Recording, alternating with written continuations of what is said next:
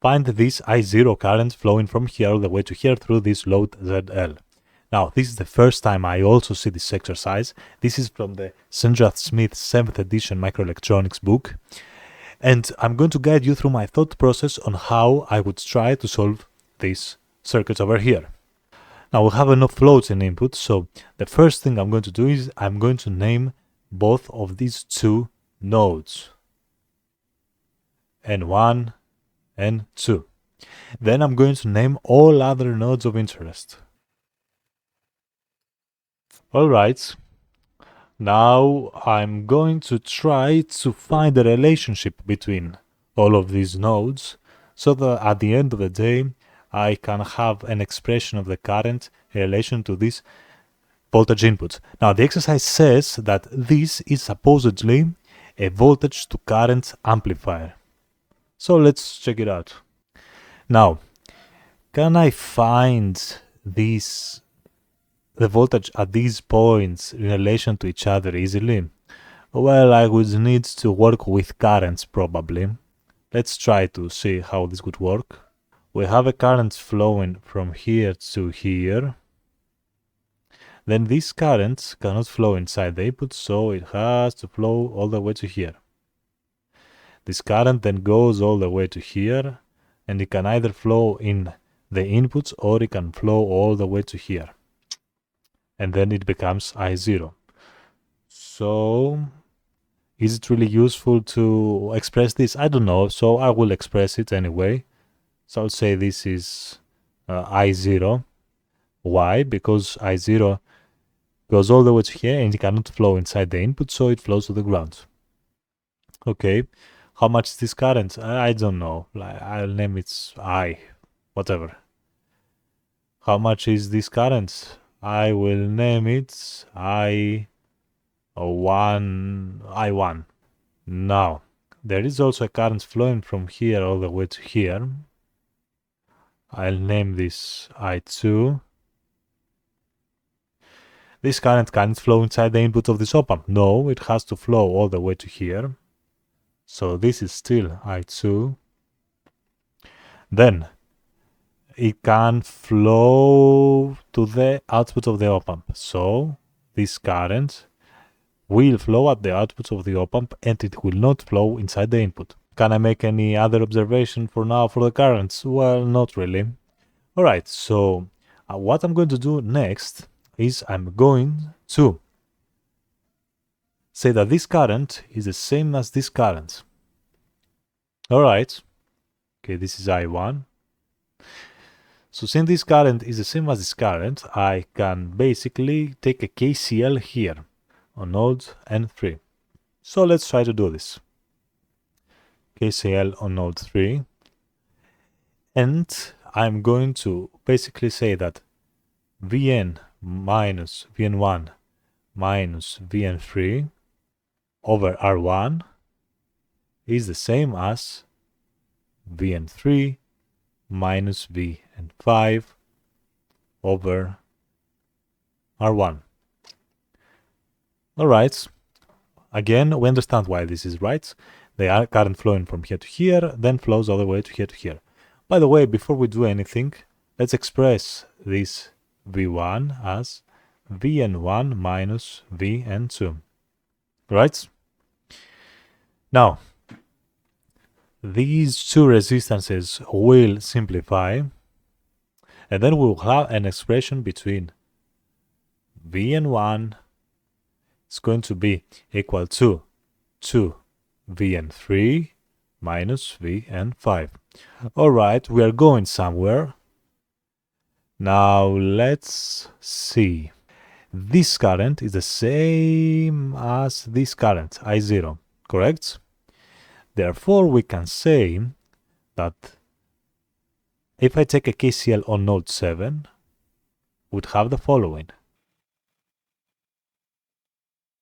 Vn5 minus Vn7 over R must be equal to Vn7 minus 0, this pen is going a bit crazy, over this impedance ZL, this load, which is whatever.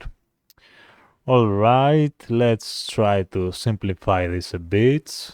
I suspect that I'm going to have to get rid of this ZL sometime in the future, so I will probably solve for ZL. Now I suspect that I could have also solved for VN5 and get rid of this sometime later, but well, I don't know how this will evolve. So let's derive this expression for now and we'll see how things go. Next, let's notice that this current is the same as this current, so which is very interesting. Again, I can also take a KCL in node 4. Now I notice these resistors get simplified, and again I can solve this for Vn2. I solve this in Vn1 and Vn2 because I know that the input is Vn1 minus Vn2, so I suspect I will replace this somehow later on. So let's solve for Vn2.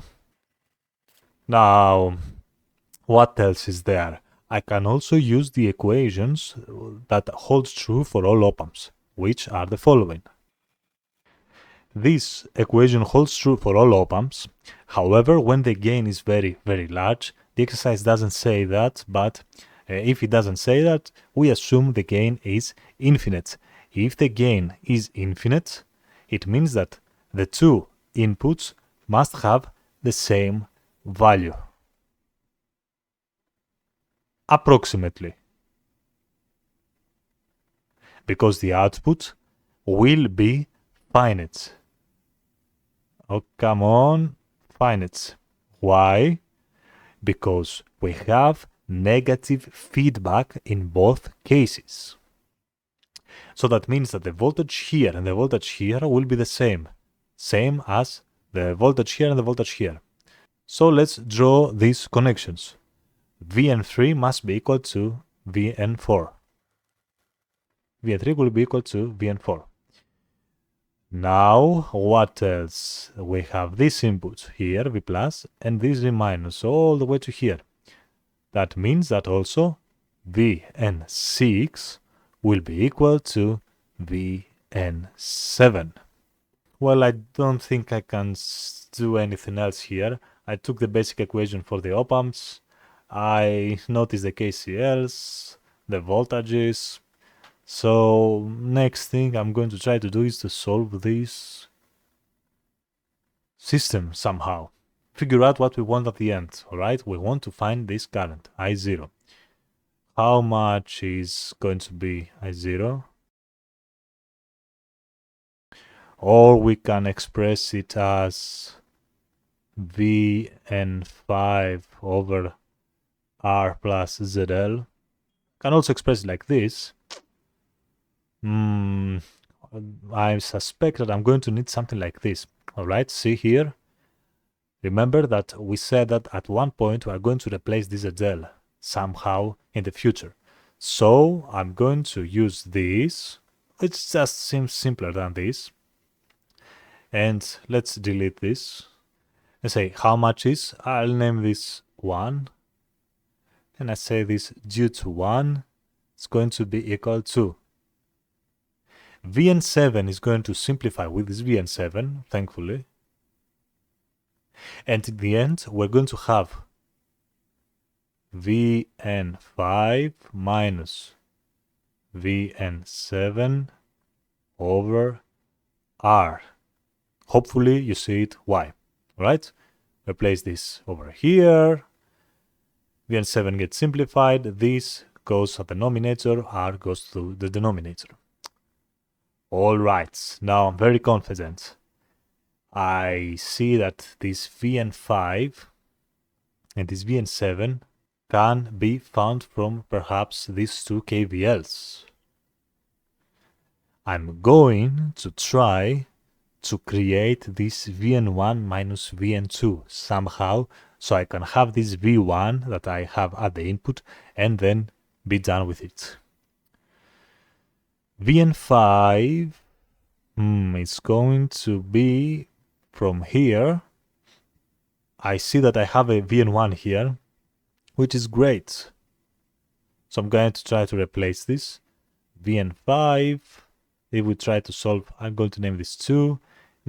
Solve in respect to Vn5 and then replace it here. So I'm going, this is 2. Alright, minus Vn7. How much is Vn7? Well, I don't have a relationship here, but I see that Vn7 is Vn6. How much is Vn6? Again, if we try to solve this, alright, I'll name this 3. For Vn6, I would have Vn6 is equal to 2 Vn4 minus Vn2. So I will replace it over here, alright, due to 3. I'll name this 3. Remember, we replaced it here. And we are going to have the following.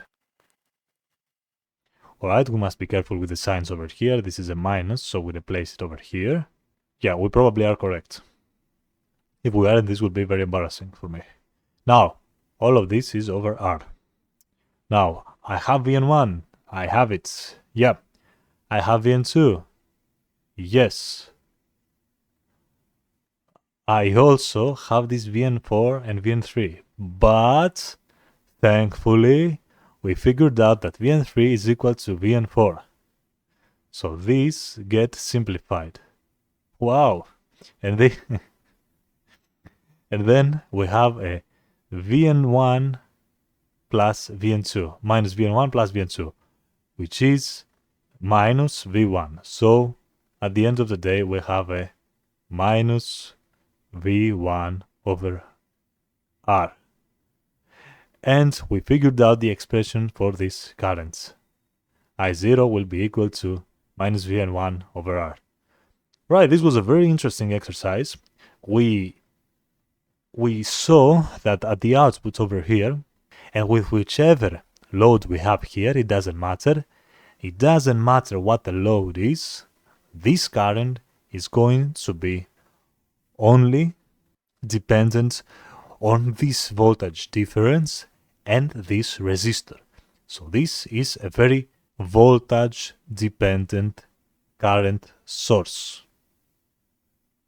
Alright?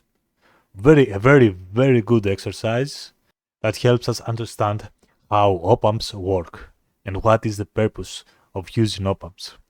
Alright, check out the op-amp playlist over here for more op-amp exercises and op-amp basics. Study well, take care, goodbye.